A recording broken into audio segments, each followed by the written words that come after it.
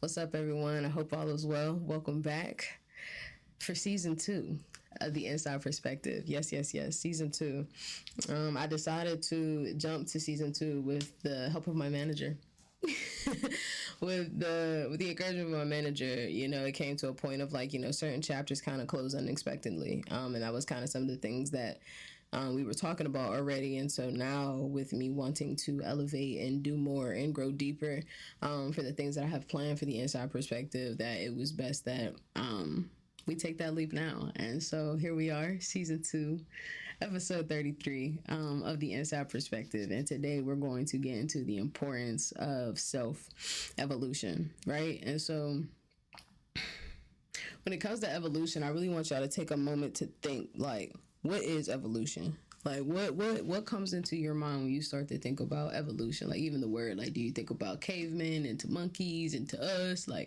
What's kind of going through your mind?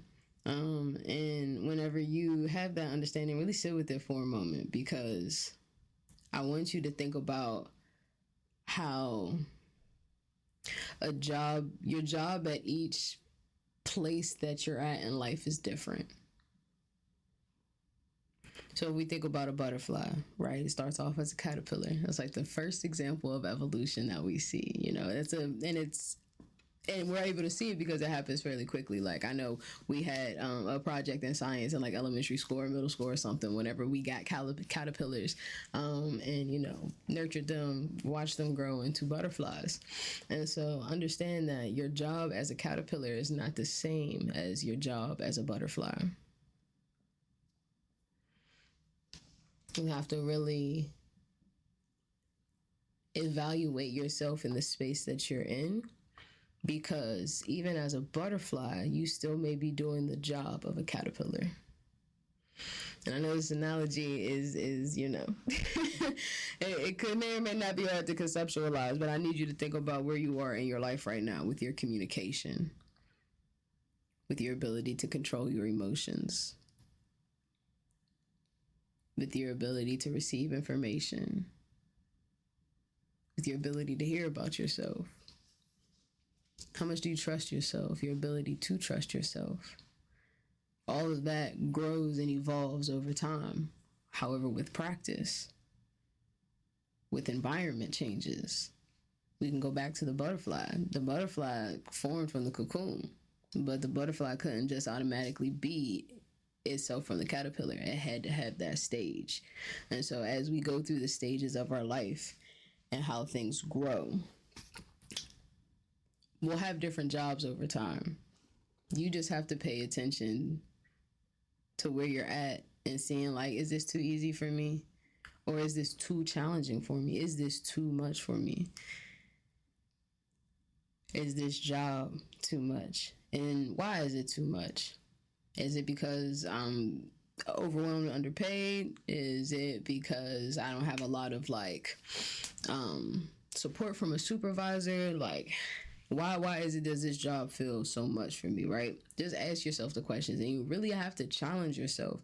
You can't just you have to go deeper than what you see with just your eyes and what you can potentially understand with just your level of knowledge.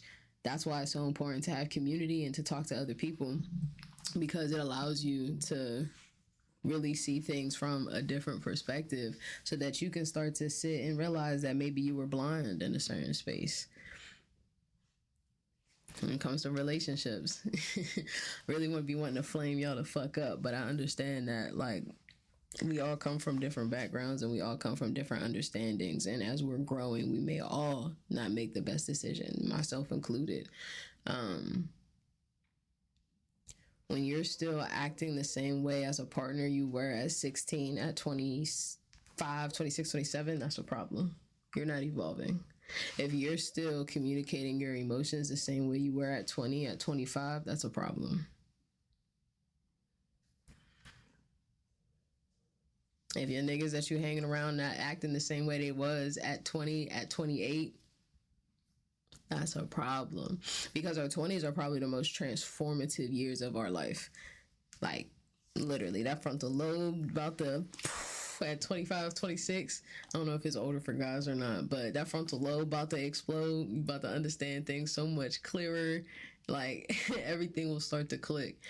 And so when it comes to evolution and in the grand scheme, in the big picture, it's growth and it's change.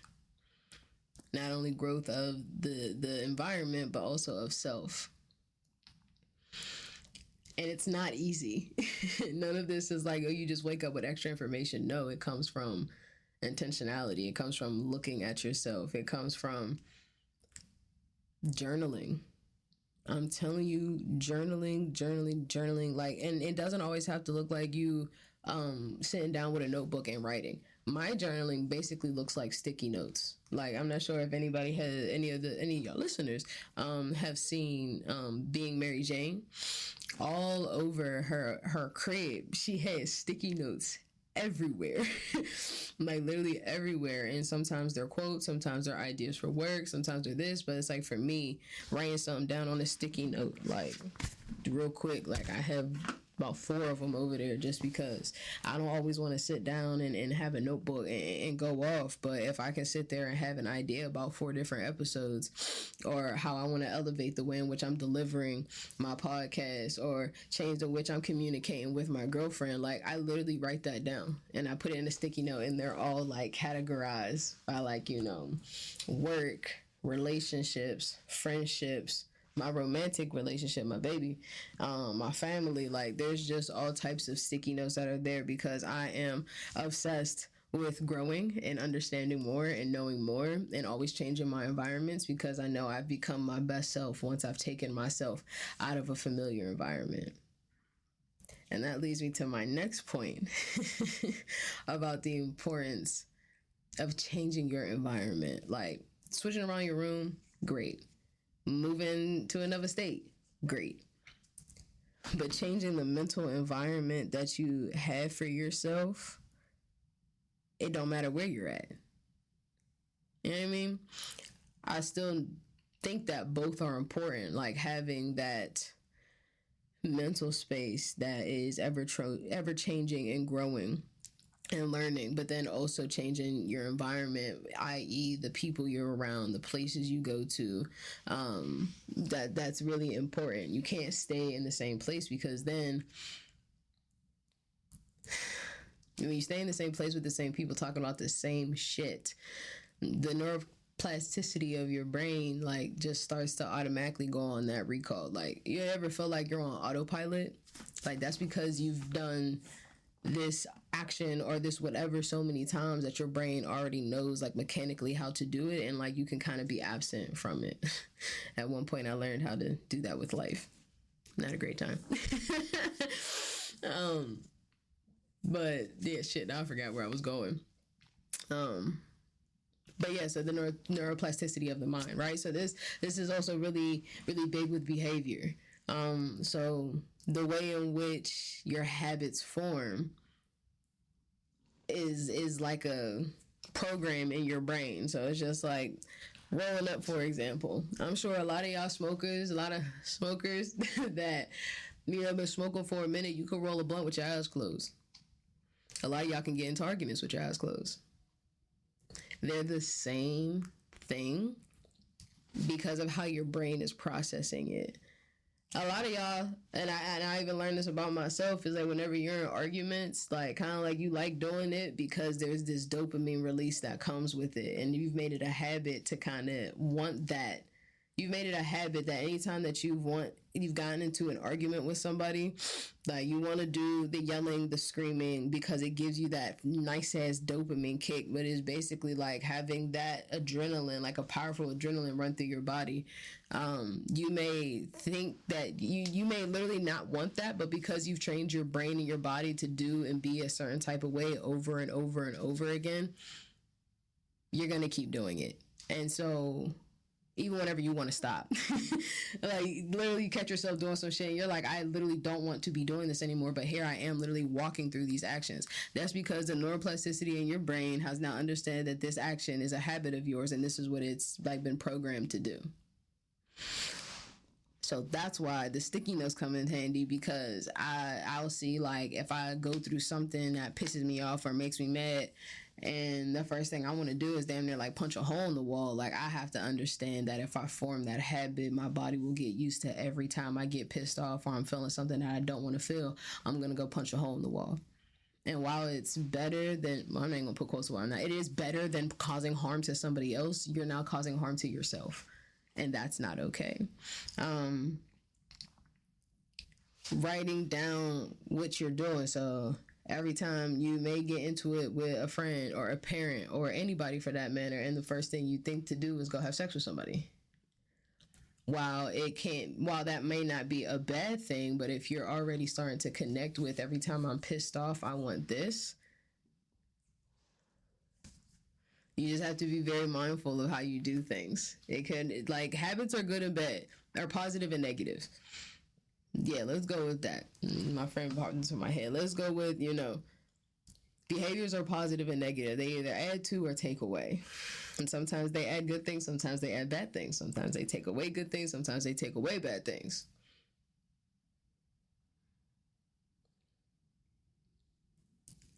Whenever you're so mindful of wanting to elevate, you will be able to identify when you're in a predicament that you've been in before. The universe will keep giving you the same shit until you learn how to conquer it. They'll just keep sending them in different fonts and different forms. You'll get the same person over and over and over again until you learn how to elevate yourself. Until you learn how to navigate away from those people. Till you learn how to defend yourself, stick up for yourself, love yourself first. And for me, I feel like self-love and auditing your behaviors and your habits go hand in hand when it comes to self-evolution. You have to sit down and really look at what you're doing. Like, I started dead ass for like a week. And it was when I was doing my life coaching thing and whenever I was reading my Jay Shetty book. But the assignment, for lack of a better word, was to write down every person that you hang out with in 1 week and then how much time you spend with them and how you feel when you're with them and right after you leave them. And so I think I did this for about 2 weeks, and I really analyzed every single person that I hung out with, what we were doing, what we were talking about.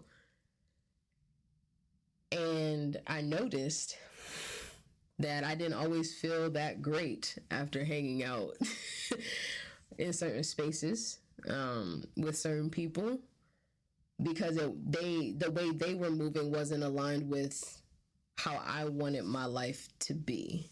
And it was really fucking difficult because it's like, these are my people. These are like, this is what I do.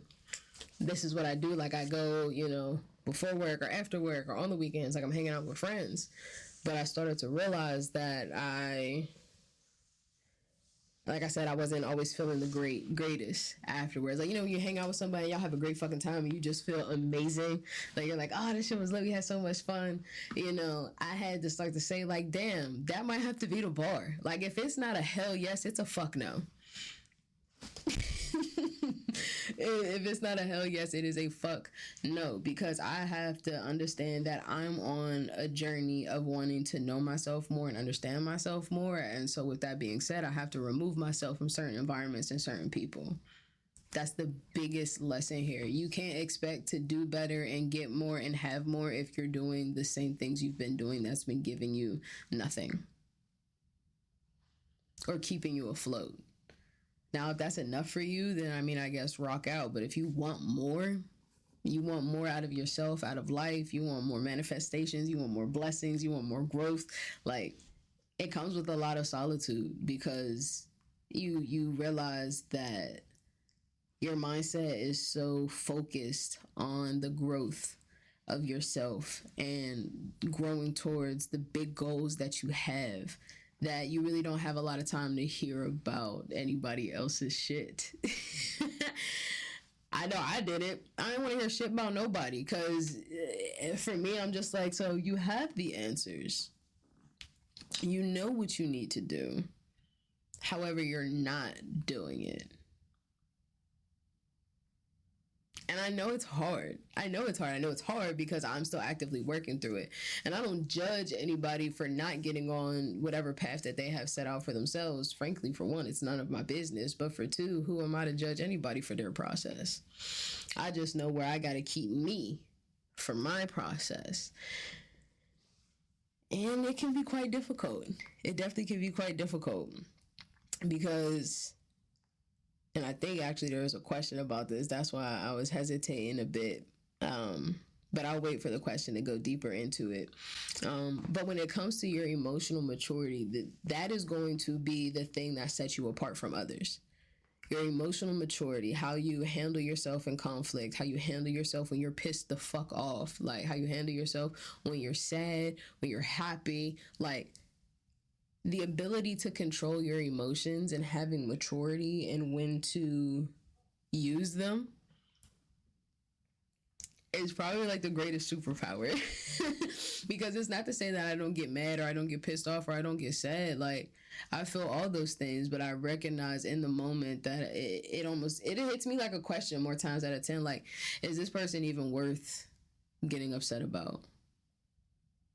Is the situation even worth getting upset about? And typically I'm a big principle person. Like, it'd be the principle of shit for me. But now I really just don't give a fuck because however life decided to treat me in the times that, shit wasn't always going my way, I realized that I had a choice to either be negative about it or be positive about it. I don't have control over anything. As much as we like to think that we have control over things, we don't. There's certain things like, I got control over paying these fucking bills. I got control over that, and I also have control over myself if somebody chooses to disrespect me, and I can choose to walk away. Now, you may not get that every time, but there may be a point in time to where I can sit within myself and be like, nah, go rock they shit, bro. Go talk your shit, bro. But for the most part, I really don't be caring because I'm so obsessed with me. I'm obsessed with me. I'm obsessed with my goals. I'm obsessed with my friends and what they have for themselves and what they have set up for themselves. Like, for me, it's important to be a little selfish. Actually, a lot of selfish during this time in my life because I understand for me, this is like a very transformative moment. Like, this is like probably the greatest pivots that I've been making in my life and that I want to continue making in my life. And so you have to learn and because I was able to create that because I made a bar. Like, I just was like, this is, whenever you want to get on a ride, whenever you want to get on a ride at a amusement park and it's like, yeah, you got to be 46 inches tall. Like, mine is like basically like that. There's a certain level of emotional maturity that you need to have. There's a certain level of awareness, like self-awareness. Can you hear about yourself? Are you willing to have the tough conversations? How do you react during those tough conversations? Are you a reactive person? Like, I started to write down a list of the type of people that my future self would be friends with. Like, what were their characteristics? And I did the same for me. Like, what was the type of characteristics that I wanted for myself? And in doing so, I found that I want to be a very calm person. I want to be a very calm person. And so with evolution, you can't just think about, you have to think about two things. You have to see what's going on in front of you, but then also make goals for the future, but not allow those goals to buckle you down with anxiety that doesn't allow you to continue working daily. So you set up your parameters. You you give people chances. You give people opportunities, those that are deserving of them. But whenever you know a person isn't deserving, you have to start trusting yourself because that's your discernment speaking up. Self-evolution, yes, is about pouring into you, uprooting traumas, challenging yourself, trying new things, doing those new things. But it's also about evaluating the type of people and environments you are in and with. And that's why the roles of relationships in self-evolution is like really, really big, because you can't think that you're always going to be able to fly as high as you can fly if you got a fucking dumbbell attached to your ankle. Whether that's your partner, whether that's your parent, whether that's your job, like, where is the space you live in? And that doesn't mean like, oh, you just sit there and manifest like, oh, I want to live somewhere else, I want to live somewhere else. No, you sit down and you make a fucking plan, and you pay attention to your spending. You pay attention to where you want to live. What does it look like? How does it smell? What does it feel like? Like, you really sit down and you think about this shit. And whenever you're thinking about it, you have to think, what type of people do I want around me? You don't want jealous friends. They're not motivators. You don't need them in your close circle. Pop that bubble, and they can't float with you no more. For me, I see myself in a platinum bubble, and then I have silver bubbles, gold bubbles, like bronze bubbles. Like, that's how I see me and all my people, and us just floating in harmony, doing our things, growing, evolving, and loving on one another. Sometimes those bubbles are in my bubble, you know, like my girls in my bubble, family members, certain things like that, like they're in my close coordinate bubble. But there's some people that just keep like giving them that space, like I talked about in my last episode. You give them that space and you just kind of push them slowly but surely out of that bubble, because it's like, I have to understand, I have to remove the title and look at your behavior. Do I have to love you from a distance? Do I wouldn't want to, because I fucks with you. You're my people for real. But at the end of the day, I have to protect me. I have to think about my biggest motivator for me is, who do I want to be to my kids? What type of people do I want around my kids? I want beautiful, soft, calming, motivating, like that motivation of just like, you seeing, like when I think about when I was younger, if I had like, my dad had certain friends where I'm like, dang, they really doing their shit. Like my mom had certain friends, I'm like, dang, they really up on it, you know. And then she had some other friends that were, you know, that had my own opinions about, but that's fine. It's neither here nor there. What I'm saying is, right now at 25 years old, I have to think in 10 years I'll be 35. Eventually I would like to have some kids, but I'm still young. What is it, young and turnt? Yeah. Oh God, I sound like somebody's uncle Lee. But I'm still young and turnt right now, so I can still have my fun. So I don't mind having like maybe a few interactions with people and places that may not be the best for me, but it's only for like one night or like one moment, you know. Like it's finding that balance of it all. You can't just cold turkey everything, but nevertheless, whenever you see that there's certain people that, you know, would they be a great, think about this, like, would they be a great parent? Eventually, not right now, but like, that's how my brain thinks. Like, with the game that I'm rolling with, when I'm rocking with right now, when I see me and my children out on like a vacation, we're on vacation with our friends, like, how would they raise their kids? What would that look like? And I don't know, I could be crazy for thinking this way, but at the end of the day, that's how my brain works. Like, I sincerely consider the type of person someone is, with their character traits are showing me, with their actions are showing me, how they care for others, how they care for me. I don't want anybody around me that doesn't make my safety a priority, their safety a priority. You gotta pop their bubble. They can't float with you no more. And when that happens, it sucks. It really does suck. Because you want to, for me, I always wanted to bring everybody with me. Like, everybody's with me, everybody's coming. It was actually a question that my therapist had asked me. And it was regarding an individual that I was dating at the time. And she asked me, well, what happens if they never change? Are you willing to stay with this person for who they are, exactly as they are, never changing again? And she would make me apply this to family and friends and partners. And I really had to think, am I willing to continue to sacrifice this much of myself just to have them in my life? Like, I feel like there's certain things that you compromise on. I don't know about the word sacrifice, but there are certain things that you compromise on when being in a relationship, but it shouldn't be like your sense of self, your respect of self. It shouldn't be any of those things. And whenever you find yourself in those moments with friends, with family, with partners, you have to realize that this is something that's hindering your self-evolution. you can't grow because you're not you can't grow because you're not in the space to do so. Take a penguin to Africa, an Arctic penguin to Africa. They may survive for a little bit, but eventually things die off. So you gotta pay attention to the people that you got around you. You gotta pay attention to the spaces that you go to, the energy that it holds, the conversation that's happening. Is the conversations always negative? Somebody's always going through something, always going down bad, and 9 times out of 10 it's probably from like self-manufactured problems. Like, is that energy that you want to be around? So I encourage y'all, do that exercise, and maybe I'll find some more information about it and I'll post it.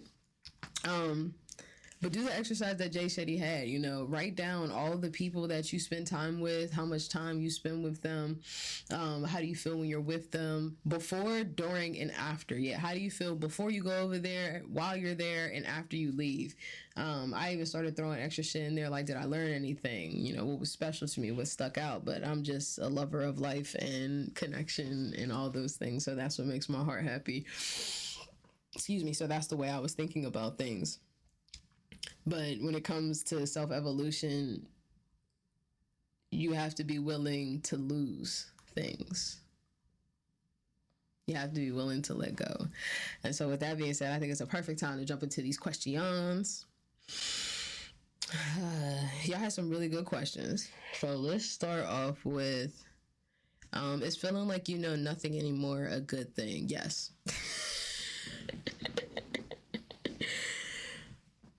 Yes, when you feel like you don't know anything about what's going on to a certain extent, like when you feel solid, like for me, I felt rooted but confused.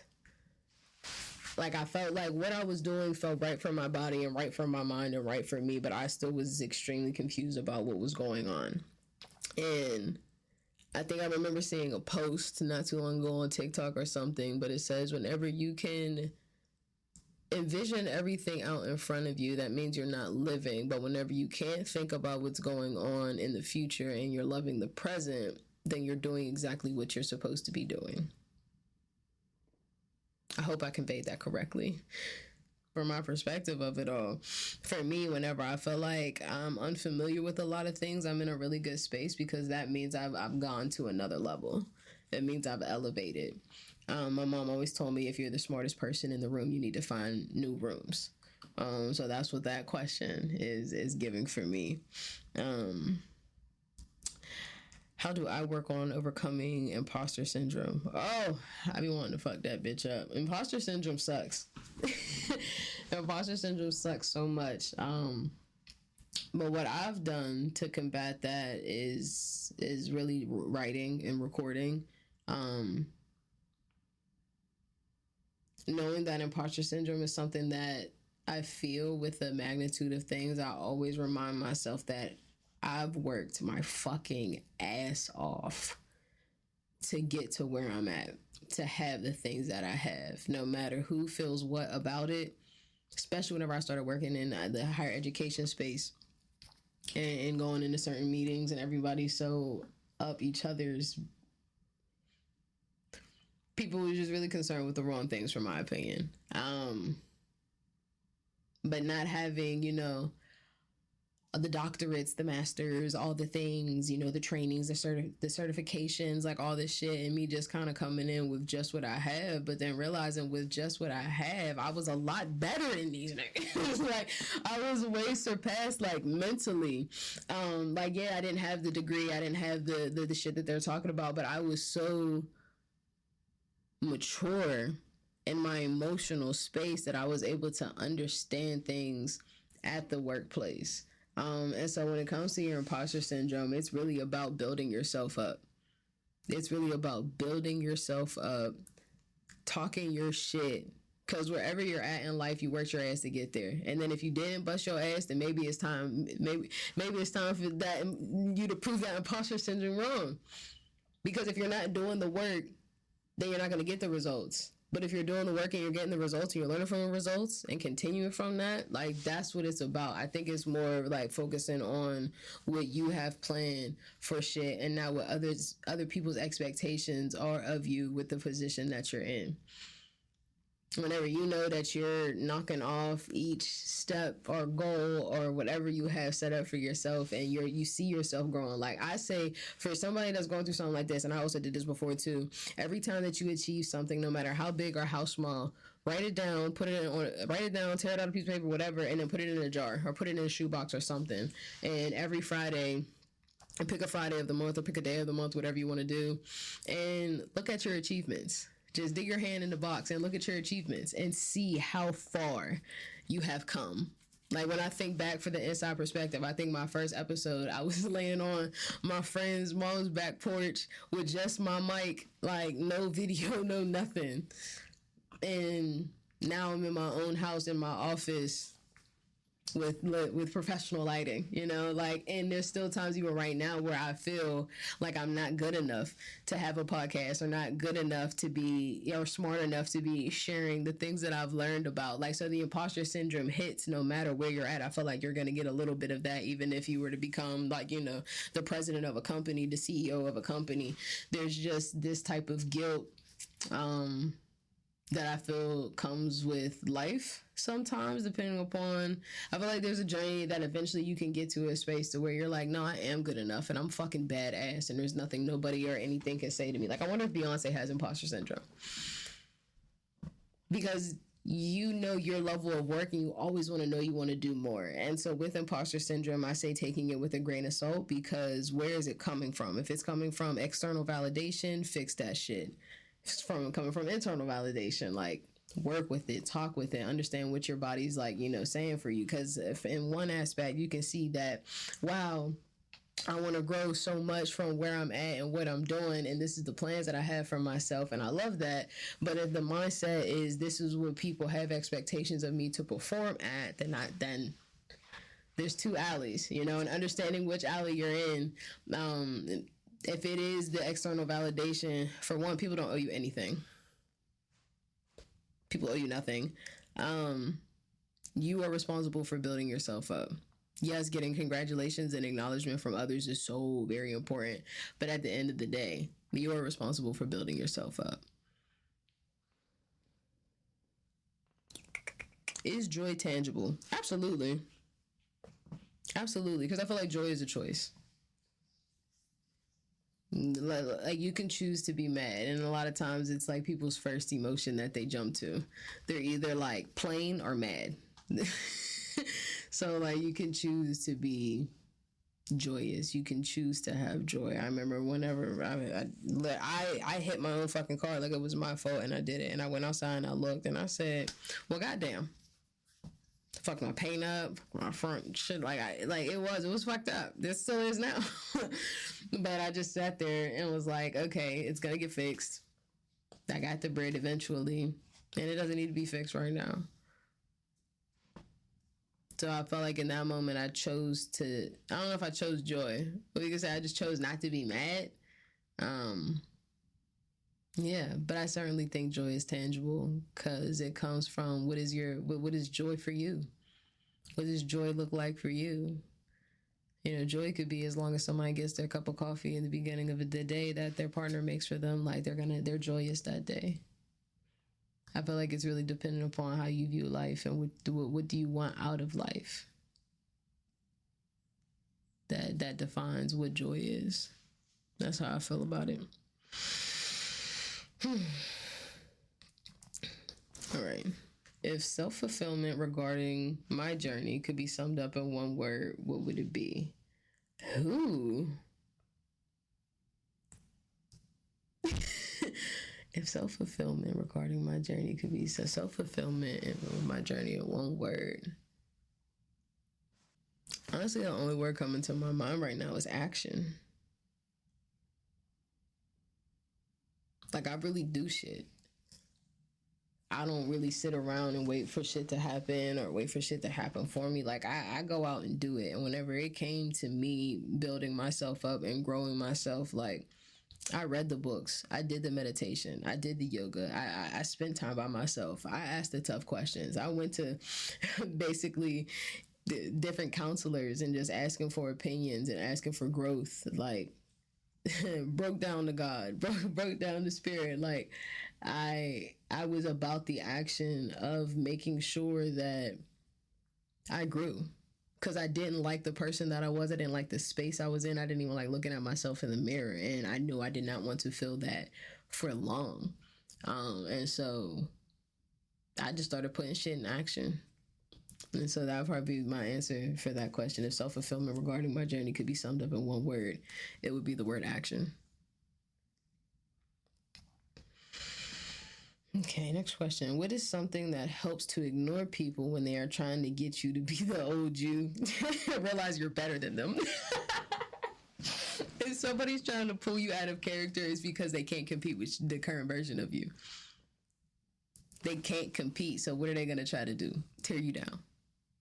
Bring you down. Take you into a space to where they feel like they can actually get even with you. Because right now they can't. They trying to fuck with you. They trying to push your buttons. Because they want to see, well, for one, did you really do the work? Oh, they faking, they frauding. Because people who don't do the work swear anybody that else is actually doing the work, making the changes, doing the different things. They're like, oh, they faking, they frauding, they just pretending. Like, no, niggas out here really doing the work. They're really doing the work. And if you already know that somebody's fucking with you just to like get you to get, what helps to ignore people. If you know somebody's really fucking with you, like, you just literally ignore them. Like, what helps me ignore people whenever they're trying to get me to be somebody I'm not is quite literally realizing that they're not worth it. Because if you're trying to pull me out of character, that doesn't mean you don't, that means that you don't know how to elevate. So with the sound mind that you have, listen to those words. They don't know how to elevate. They don't know how to communicate. They're trying to bring me back to somebody that I'm not. With that understanding, remove the title, look at the behavior, and excuse yourself if possible. Or if you need to defend yourself, I don't appreciate the way you're communicating with me. So we can either change the tone of the conversation, or I'll need to exit the conversation. Start talking to these motherfuckers like you're a receptionist. Like, seriously, though, you have to start treating people... Sorry, I don't know what is in my eye right now. But you have to start treating people with a long-handled spoon. Start talking to them like you're human resources, and you've been like somebody's been screaming like whenever you call an automated line, you just keep getting like the press 1 and press, and you're like real person. Whenever you finally get a chance to talk to that person and they still real like matter of fact, start acting like that towards these people so they can realize that you're not fucking with me. You can be upset about what's going on and what you're experiencing. Feel all those feelings, and that is absolutely valid. But just be careful with how you're coming at people. Be very mindful with how you're coming at people. Yeah, next question is kind of the same. How do you keep calm when people are picking with you or coming at you for no reason? Same thing. They try to mess you up so they can get you on their level. They try and compete with you. That you can't compete where you don't compare.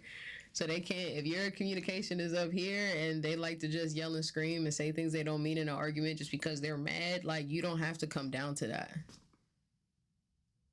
Don't come down to that. Stay where you're at and talk to them like you're a receptionist. And whenever they get to a point where they can calm down and you're still willing to have a conversation with them, then maybe you can get up to here.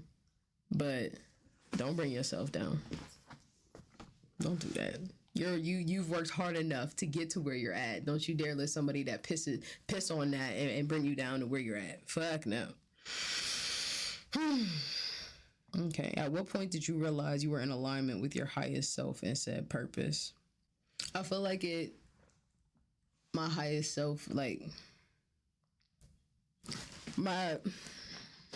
it brings me back to when I first started talking about evolution and what things look like at different levels of things. And so I feel like I continue to become more and more aligned with my overall purpose with life.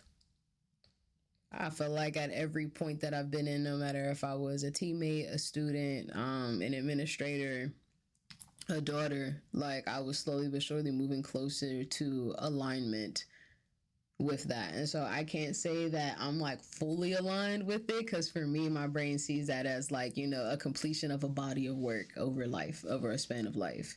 And so for me, I feel like there's chapters, and at each chapter I am working to align myself with that individual. And so I can say that I feel like I'm aligned with my highest self now,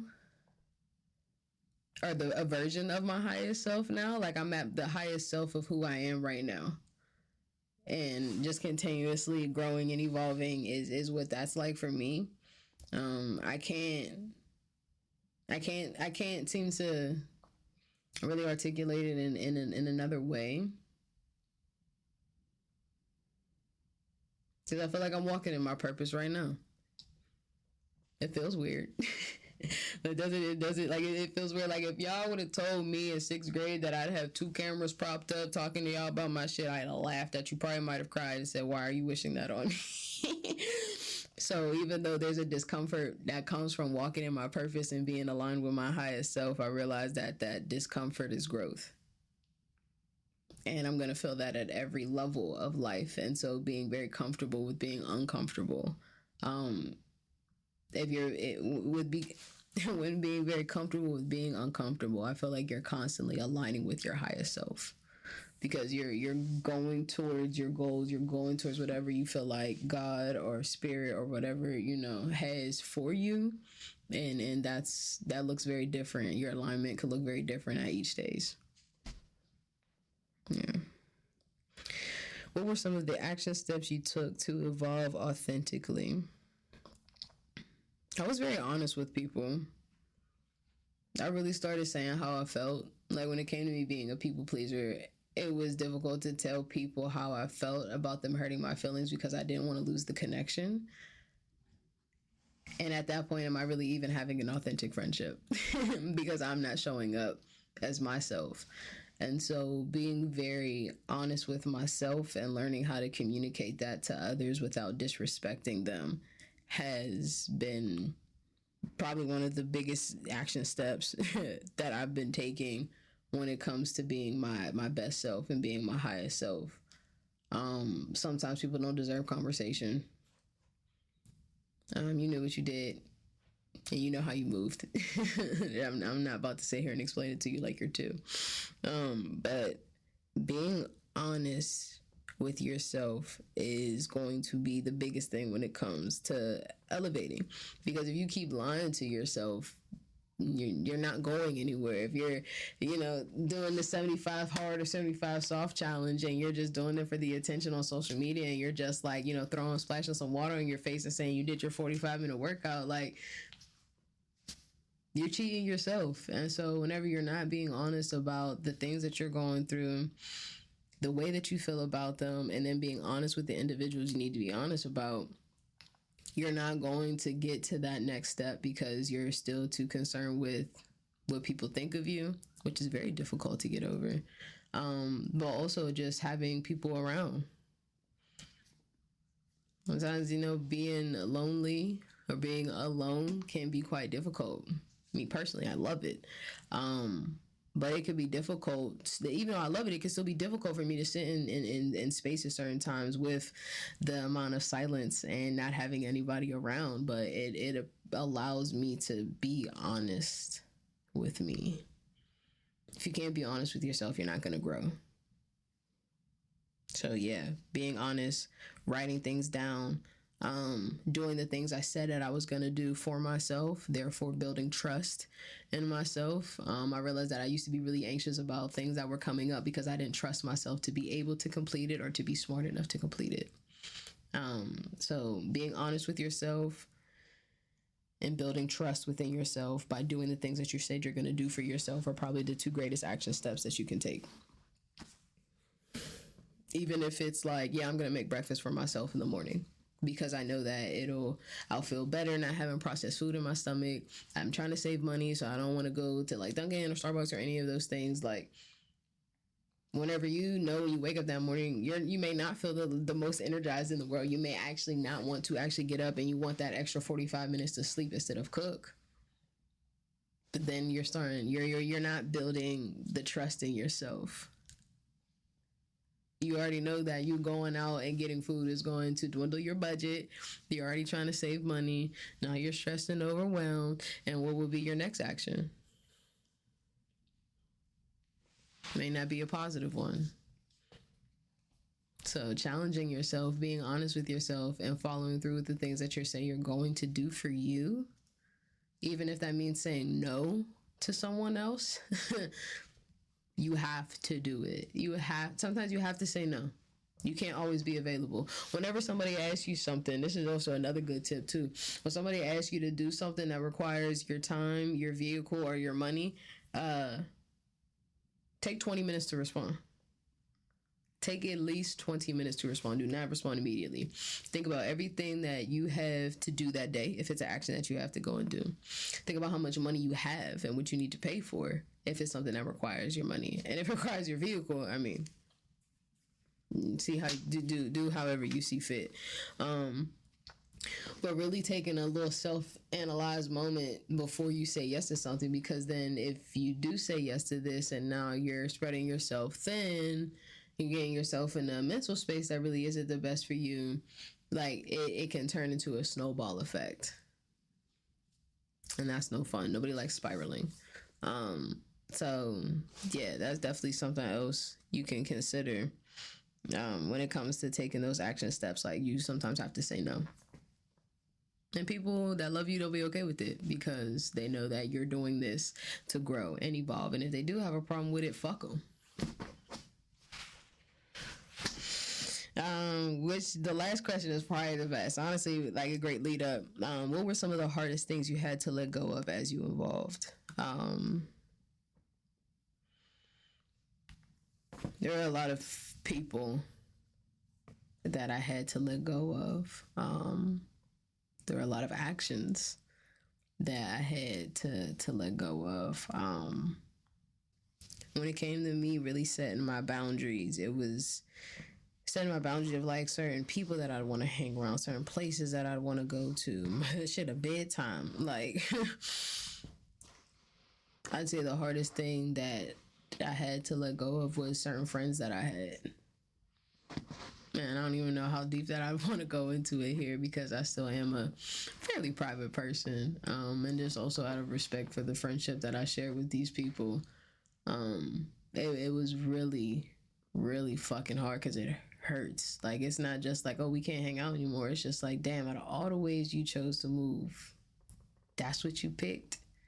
Yeah, I let myself feel everything that I need to, and I don't let myself get too mad at myself, because it's like whenever certain shit happen, I don't know about y'all, but like when you look back at it and you see certain red flags that you didn't quite pay attention to or that you didn't consider because you were giving this individual the benefit of the doubt, but whenever you remove the title and look at the behavior, you start to get a little pissed off from some things.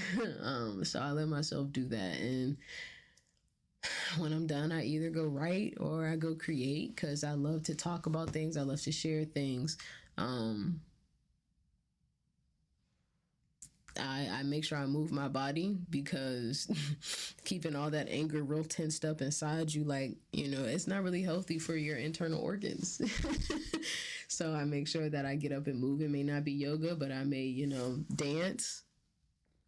I may sing, I may stretch, just like some regular just movements of just like moving my body, just to get the ions in the cells of anger just rotating through my body, because it's not good to hold on to those things. And so I just tell myself, I did the best that I could with what I had, and they're doing the best that they can with what they have, and it's all love at the end of the day.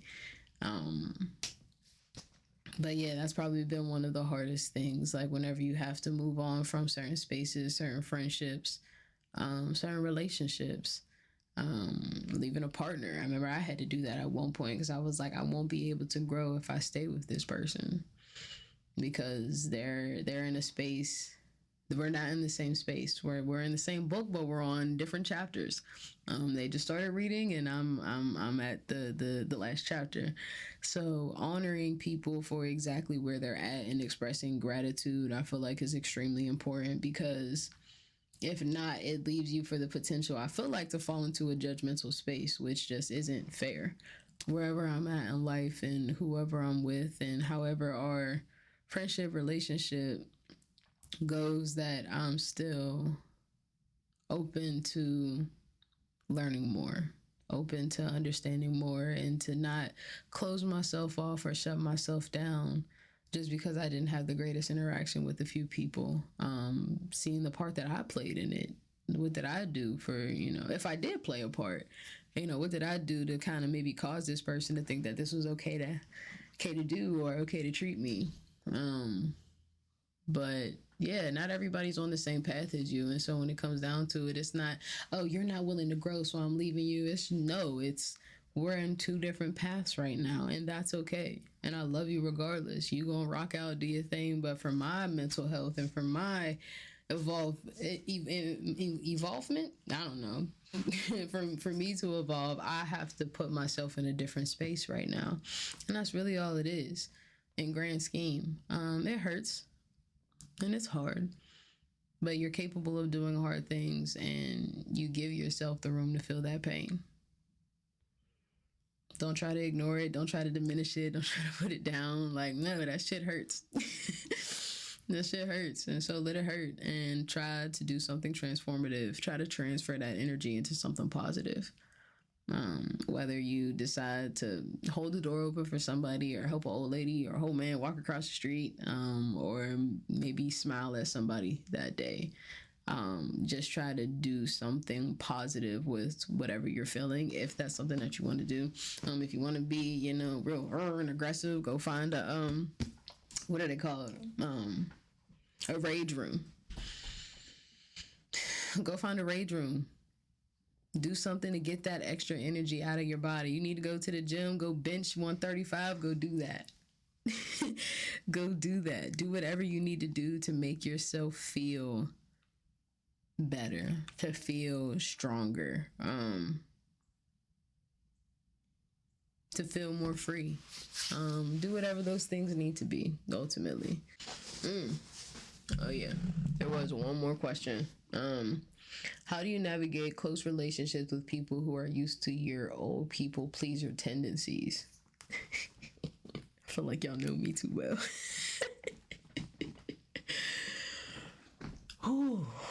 Navigating people that are used to you, navigating people who are used to abusing your yes.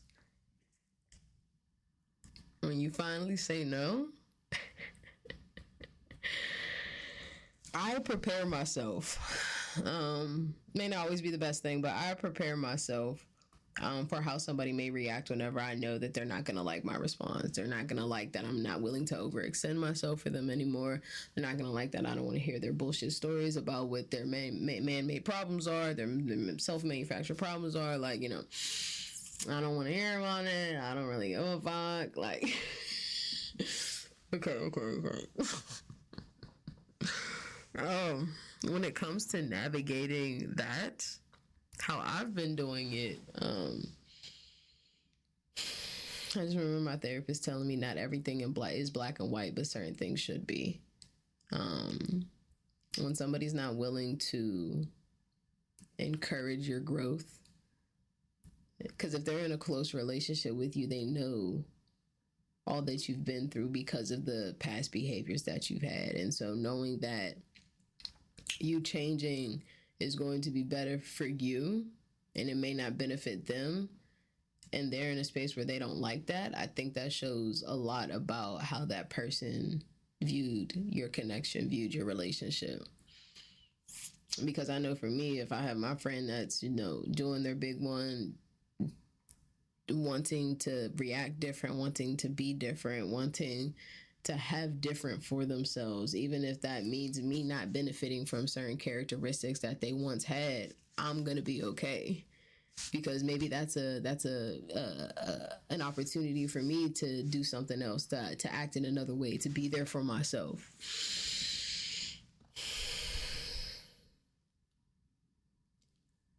I feel like you have to allow yourself to be smart, because a lot of us allow our emotions to overpower our knowledge. And it's like there's a balance, I think, between emotion and knowledge with everything that you do.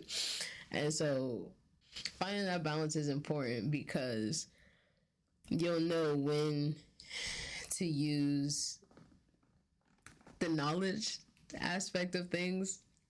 And I hope I'm explaining this in a way that's like actually understandable. But your brain will have the ability to know when somebody shouldn't be there anymore. Because if your people-pleasing tendencies was benefiting them and they're mad that you're not doing it anymore and they're like treating you a certain way because of it, then they were never really your friend. And so I feel like when it comes to navigating it, there's really not much you can do, because you're setting these boundaries for yourself and you're just witnessing how other people react to them. And depending upon how they react will let you know where they will stand in your life. I really feel like it's as simple as that. You have to keep doing what you need to do in order to be your best self. Not everybody's going to like it, and that's fine. They don't have to like it. But if they start treating you a certain way because of it, or dismissing you, or any of those things, that lets you know that they were never a friend. They were never somebody that truly cared about you. They only cared about what they could benefit from being in your circle, being your friend, being your girlfriend, being your boyfriend, whatever it may be. Get the fuck from these people. You can't allow yourself to be around them. And so whenever they reveal yourself, please do not try to paint a different picture. Do not try to paint a different picture. That is exactly who they are. And it's unfortunate. They can grow into another person. And that's why I say it's not always about like deading a situation. Sometimes they just need to like float into another area of your life, you know, of your life bubble. But sometimes you need to pop that motherfucker and let them find somewhere else. Maybe they need to create their own bubble. Because you can't make somebody love themselves. You can't love somebody into loving themselves. You cannot love somebody into loving themselves. And if a person doesn't love themselves, it's going to be very difficult for them to love you. And I do believe that. Because then I question, if you don't love yourself and you're doing these things to me that are expressions of love, where is it coming from? Is it people? It doesn't mean it's not real. Like, I'm not discrediting the love, but it's just, where is it coming from? Is it coming from fear? Is it coming from anxiety? Is it coming from people pleasing? Is it coming from a narcissistic man? Like, where is it coming from? There's just a bajillion questions that run through my mind whenever I see people operate the way in which they do, because we all have experiences of life that are different. You know, how we were raised plays a really big part into how we show up in friendships and relationships. And sometimes whenever I see y'all parents got fucked up relationships, you know, I'd be like, because my parents, well, I don't want to put y'all business out there, but it's not like I didn't do it before. My parents had a very interesting way of communicating. And so for me, I don't hold it against people, but I also recognize that how I do things is not how my parents do things. And sometimes how people's parents do things, that's still how they do things. Fucking battery started dying. Golly gee. I mean, the episode is an hour at this point, so whoopsies. But yeah, I think to continue the question that we were just talking about when it comes to how to navigate those close relationships with people that, you know, want your people pleasing to continue because they can benefit from it the most. At that point, I feel like you have to choose yourself. Like, you can't keep hoping that maybe they'll respect it, maybe they'll see it, maybe they'll no. At that point, you have to decide, is this a person that's willing? Is this a person that deserves to be around me? Like, I'm committing myself to the work. I'm doing the things that I want, doing the things that are going to help me become the person that I want to be for my future self. Not everybody can come with you. Not everyone can come with you. So when it comes to self-evolution, there are many, many walking pieces that come into it, but ultimately it comes down to analyzing your behaviors, being honest with yourself, and learning how to build trust in yourself and in your communication and your decision making. It's hard. None of this is easy. None of this work is easy. Like, if it was easy, then, you know, we'd have a very different world right now. But this work comes with a lot. I think about where I was 2 years ago, and then I look at, and I even go back and read my journals from 2022, 2021, 2020 for damn near. And I see the mindset that I had when I was talking about what I wanted for myself, and to see that I'm currently walking that, and still writing down more goals, envisioning more stuff. Like, it is so humbling, so like so much gratitude. Like, sometimes I get so moved from my progress that I could quite literally tear up. But not but and seeing your own growth, seeing your own stages of, caterpillar to cocoon, or fuck, you want to do egg to egg with a little tail to tadpole to frog. Like, there's just so many steps of my own evolution that I've seen from 16 to 25. And I can even go from 20 to 25, from 23 to 25. Like, seeing that I'm still working towards the goals that I have for myself, and even telling myself, like, this is going to be a hard one and a very long one, but I trust in my abilities to make this happen. Like, I'm speaking life into myself. Like, that shit is transformative. Whenever you find a group of people and friends that in community that support you and also want that same things for themselves, like, it's an infectious energy that just makes you want to be better. It just makes you want to be better. It makes you want to support people who also want to be better. And for me, it's made me love my life a lot more. I feel like me becoming a life coach definitely plays a huge part into that. Like, why I wanted to become a life coach is because I was like, I want to help more people that want different for themselves, that want better for themselves. They don't want to live their life full of anxiety and riddled with depression. Like, they want to believe in themselves. They want that more. They know that there's more to life, and they want it, and they're going for it. And I want to be their coach to help them and let them know anytime that they're falling off or not feeling confident, or just not feeling like doing it. Like, no, motherfucker, you here to do this shit. Like, you're the change in you. You're the one to believe in you. It's nobody else's responsibility. Damn right, it feels good to be encouraged and led, but at the end of the day, it's up to you. You're the only one that knows what it feels like to walk in that body. You know what your heart feels like the most. So when it comes down to it, when you want to make the changes, yes, you're going to have to cut people off, stop hanging out in certain areas, and put yourself on blast. Because without doing those things, you're going to stay in the same space. You're going to stay in the same space because it takes courage to do this. Is one of these courage? No, conquer, grind, execution. No, I guess my courage one's at work. It takes courage to do this. You have to be courageous in the pursuits of self-mastery. Because that's the cheat code to success. Once you know who you are and how you react to things, any element that you put yourself in when somebody's trying to fuck with you or trying to, like, pull one over on you, you know was tea. When you're building out what your plan is and you're working with somebody that has either walked that path before or is walking it with you, and you know what you want it to look like, if somebody brings something to you, you're going to know that's not in alignment with what I have. That's not in alignment. That's not for me.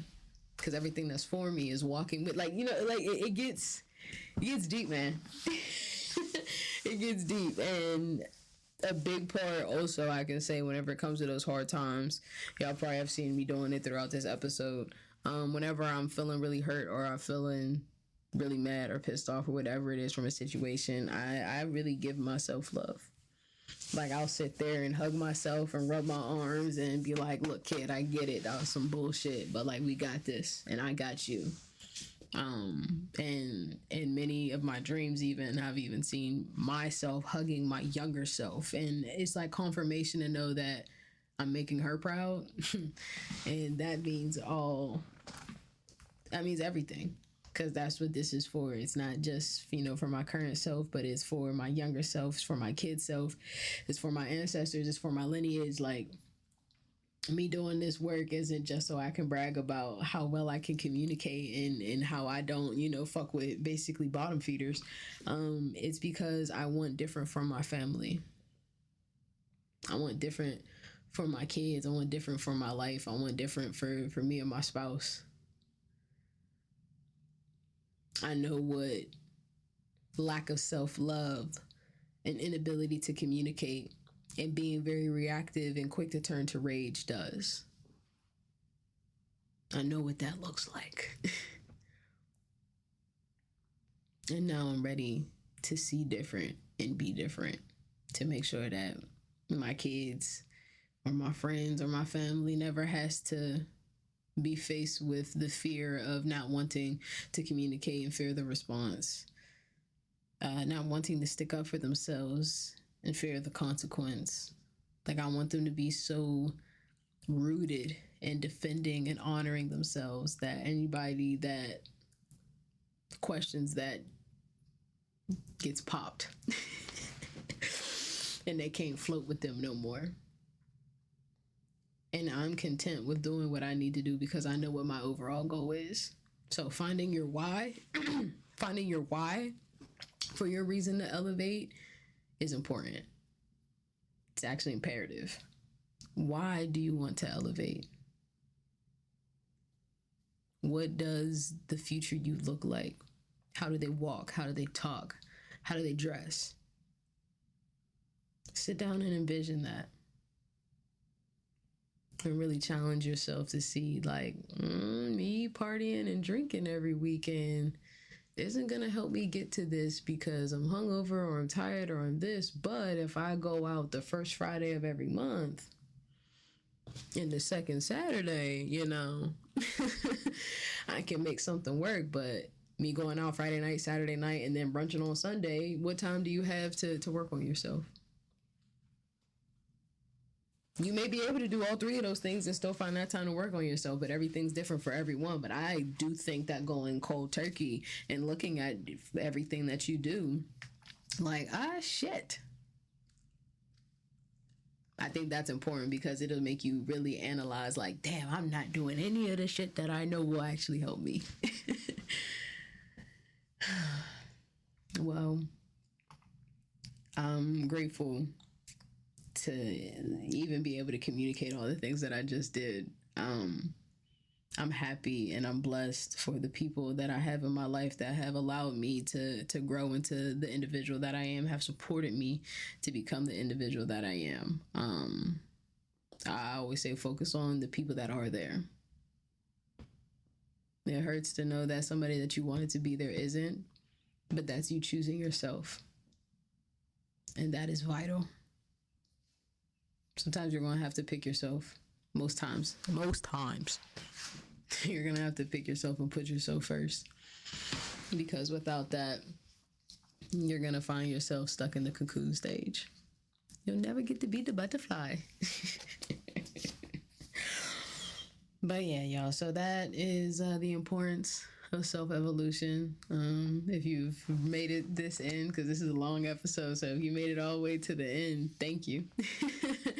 I hope that it was fruitful. I hope you took notes because I definitely was dropping some gems. And at the end of the day, love yourself. Love yourself, choose yourself, pick yourself because you're worth it and you deserve it. So until next time, friends.